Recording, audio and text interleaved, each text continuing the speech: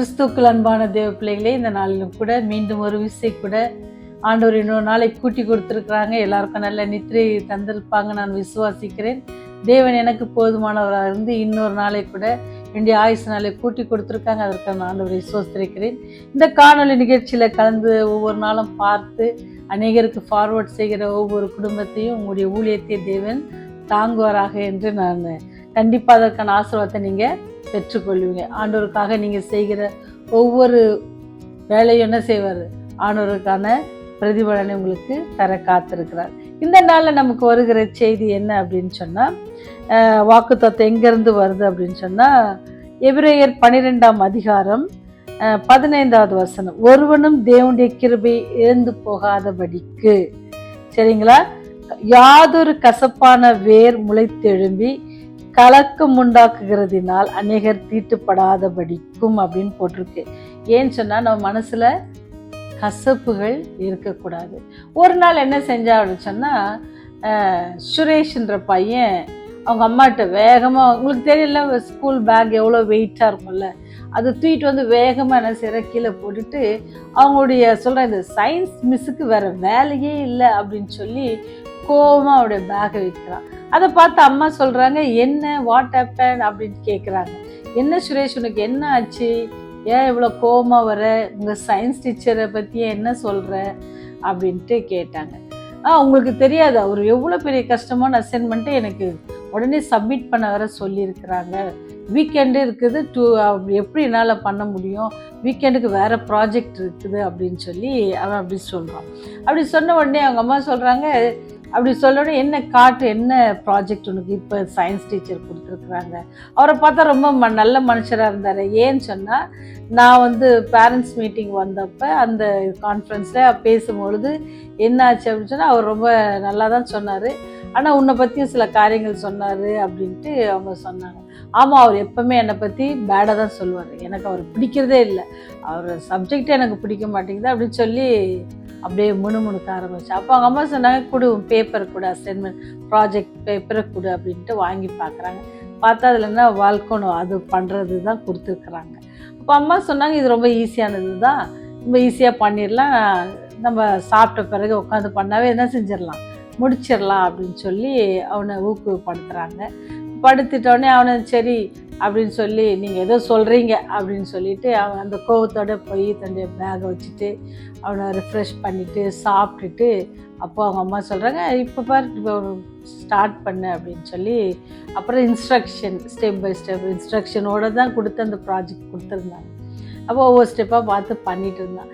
எல்லாம் பண்ணிவிட்டு ஒரு பாட்டில் எடுத்து அப்புறம் ட்ரையான க்ளே அதையும் எடுத்து எல்லாம் நல்லா டைட்டாக அது மடித்து, உங்களுக்கெல்லாம் தெரியும், ஒரு பாட்டிலை உள்ளே வச்சுட்டு அதை என்ன செஞ்சான், தண்ணி போட்டு அதோட கலர் உள்ள ரெட் கலருடைய ஃபுட் கலரை போட்டாச்சு.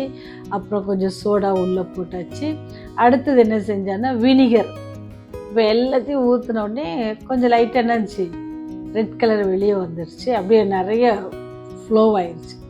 அப்போது அவங்க அம்மா வந்து கேட்டாங்க, என்ன இப்படி மிஸ் ஆயிடுச்சு அப்படின்னோடனே, அப்போ தான் உடனே திருப்பி எடுத்து அந்த ஸ்டெப்ஸ் எல்லாம் பார்க்குறான். பார்த்த உடனே, ஐயோ மம்மி, நான் வந்து செஞ்சுட்டேன், அந்த பாட்டிலில் ஓட்டைங்களை போட மறந்துட்டேன், அப்போ தான் அந்த ஓட்டை போட்டால் தான் அது வந்து அந்த இடத்துல லீக் ஆகும், அப்படியே வரும் அப்படின்ட்டு சொன்னாங்க. அப்போ தான் அவங்க அம்மா சொன்னாங்களாம், இப்படி தான் என்ன செய்யக்கூடாது, நீ வந்து அந்த மாதிரி சில காரியங்களை நம்ம என்ன செஞ்சணுமா, வெளியே விட்டால் தான் என்னது, மற்ற இடத்துல என்ன செய்யாது, மெஸ் ஆகாது அப்படின்னு சொல்லி. ஏன் இதை அந்த அம்மா அந்த பையனுக்கு சொல்லி கொடுத்தாங்க, என்ன காரியம் சொல்லி கொடுத்தாங்கன்னா, மனசில் எப்போவுமே என்னது ஒருத்தரை குறித்து நம்ம என்னது கசப்பான காரியங்களை ஸ்டோர் பண்ணி வைக்கக்கூடாது. அப்படி ஸ்டோர் பண்ண வச்சு என்னைக்காச்சும் ஒரு நாளைக்கு பர்ஸ்ட் ஆகும்பொழுது அது ரொம்ப மெஸ்ஸாக தெரியும், சரிங்களா, அது ரொம்ப பெரிய பிரச்சனையாக உருவெடுத்துரும். அப்போ நம்ம அப்பப்போ என்ன செய்யணும்னா, நமக்கு ஏற்பட கசப்பான காரியங்களை மறந்துடணும், இல்லை என்ன செஞ்சிடணும், அதை நம்ம என்ன செய்யணும், விட்டு வெளியே வந்துடணும்.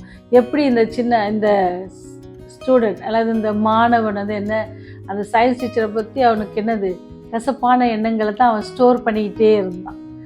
ஸ்டோர் பண்ணிகிட்டே இருந்ததுனால அப்போ அம்மா சொன்னால், அப்படி நம்ம பண்ணக்கூடாது. அவங்க வந்து அப்பா அவன் சொன்னான். அப்பா அவனுக்கு அந்த எல்லாம் அந்த ப்ராசஸ்லாம் முடிஞ்சு உங்களுக்கு தெரியும். அதில் மேலே வெளியே வரும்போது அவனுக்கு ரொம்ப சந்தோஷமாக இருந்துச்சு. அப்போ அவங்க அம்மா அவனுக்கு சொல்லிக் கொடுத்த பாடம் என்னென்னா, அவங்க உனக்கு ஏன் சொல்லி இதெல்லாம் ஒவ்வொரு நிறைய அசைன்மெண்ட் தராங்க, இல்லை ப்ராஜெக்ட் தராங்கன்னா நீ இதுலேருந்து கற்றுக்கணும். ஏன்னா இந்த வயசு வந்து உனக்கு படிச்சுக்க வேண்டிய வயசு. அதனால் உனக்கு அவங்க நல்ல காரியம் தான் உனக்கு செய்கிறாங்க. நீ என்ன செய்யக்கூடாது, அவங்கள குறித்து கசப்பான எண்ணங்களை, ஒருவேளை நம்ம தவறு செய்யும்பொழுது அவங்க உன்னை கண்டிச்சாங்கன்னா அது நீ நல்வழி படணும்னு தான் அப்படின்ட்டு சொல்கிறாங்க. அப்போ நம்ம கசப்பான காரியங்களை மனசில் வச்சுக்கூடாது. நினச்சி பாருங்கள், ஆண்டவருடைய கிருபை வந்து நமக்கு இருக்கிறது. அந்த வசனம் ரொம்ப அழகாக சொல்லும், ஒருவனும் தேவனுடைய கிருபையை எழுந்து போகாதபடிக்கு. ஆண்டவருடைய கிருபை உங்கள் மேலே என் மேலே எவ்வளோ அழகாக இருக்குது. அப்படி இருக்கும்பொழுது நம்ம மற்றவங்களை குறித்து கசப்பான எண்ணங்களை நம்ம மனசில் வச்சுருப்போம் அப்படின்னு சொன்னால் அது நமக்கு எப்படி இருக்குமா, நம்ம ரட்சிப்பை இழந்துருவோமா. அப்போ நம்ம எவ்வளோ ஜாக்கிரதையாக இருக்கும். நம்ம கசப்பான காரியங்கள், மற்ற குறித்து தவறான காரியங்களை நம்ம ஸ்ப்ரெட் பண்ணவும் தேவையில்லை, உள்ளே வச்சு கோவப்படவும் தேவையில்லை. ஏன்னு சொன்னால் ஆண்டவர் உங்களுடைய பாவத்தையும் என்னுடைய பாவத்தையும் அவர் மன்னிக்கிறார். எவ்வளோ கிருபியாக இருக்கிறார். நீங்களும் நானும் செய்கிற ஒவ்வொரு தவறையும் ஆண்டவர் சொன்ன காரியத்தில் நம்ம செஞ்சுருக்கிறோமா, எத்தனை காரியத்தை நம்ம தவறி இருக்கிறோம், ஆண்டவர் எவ்வளோ கிருபியாக இருந்திருக்கிறாங்க. அதனால் நம்ம ஆண்டவர் மட்டும் நம்ம கோவப்பட முடியுமா, ஆண்டவர் நம்மகிட்ட கோவப்பட்டால் நம்முடைய நிலைமை எப்படி இருக்கும் யோசித்து பாருங்கள். அதனால தான் அந்த வசனம் ரொம்ப அழகாக சொல்லுது, நீங்கள் என்ன செய்யுங்க, ரட்சிப்பு இழந்து போகாதபடிக்கு, தேவனுடைய கிருபையை நம்ம இழந்து போகாதபடிக்கு யாதொரு கசப்பான காரியங்கள் என்ன செய்வானா முளைத்தெலும்ப வேண்டாம். ஏன்னு சொன்னால் கொஞ்சம் சின்ன ஒரு கிளாஸ் பாலில் சின்ன ஒரு ட்ராப் விஷம் போட்டாலும் ஃபுல்லாக என்ன ஆகிடுமா, அது விஷமாக மாறிடும். அது ஒரு ட்ராப் தான் இருக்குது, மீதி எல்லாம் நல்லா இருக்குது, நம்ம குடிச்சிட முடியுமா. அதனால தான் ஆண்டவர் நமக்கு வசனம் சொல்லப்படுது, ஆண்டவருடைய கிருபை நம்ம இழந்து போயிடுறோம். ஆண்டவர் நம்ம மேலே எவ்வளோ இரக்கமாக இருக்கிறாங்க.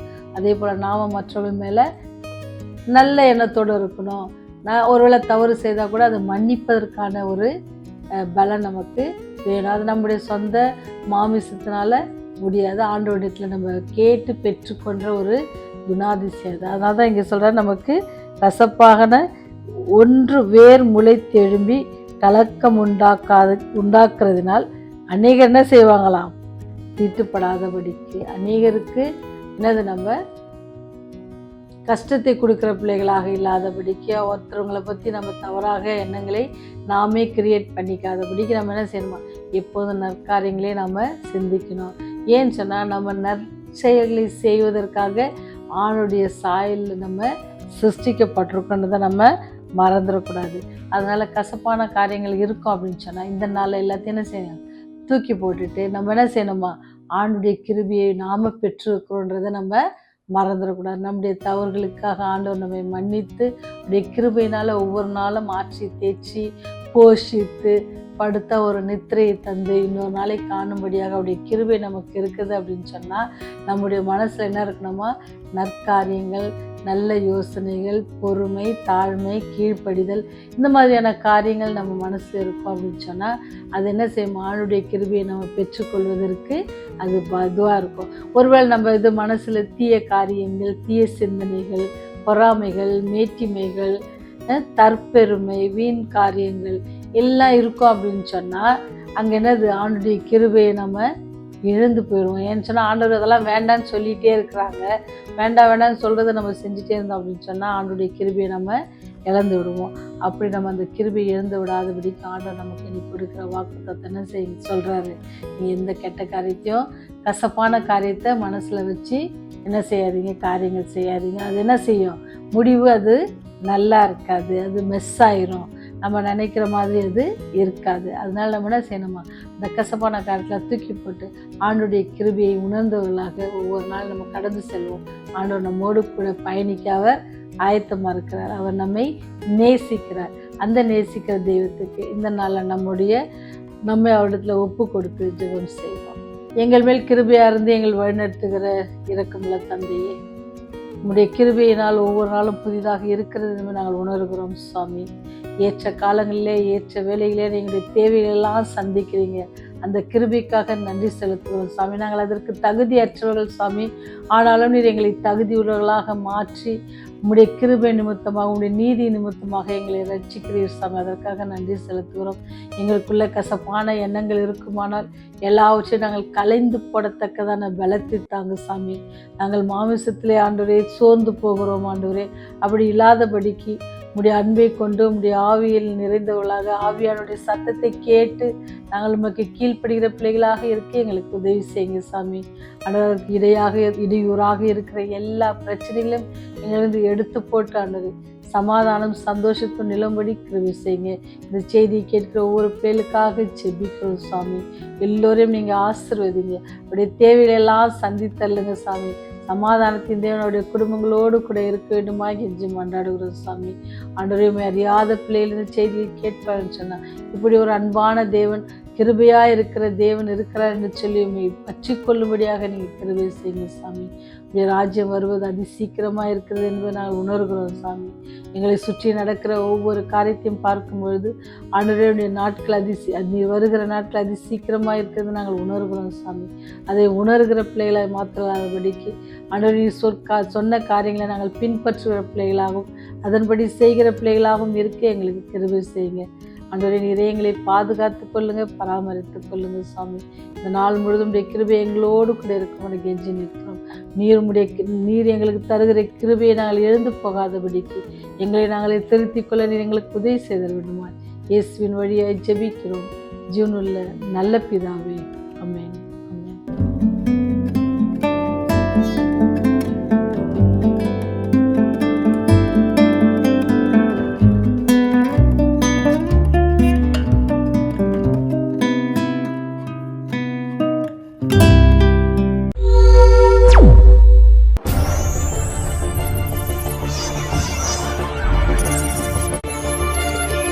நீங்கள் பார்த்துக் கொண்டிருப்பது உங்கள் ரிவைவல் டிவி.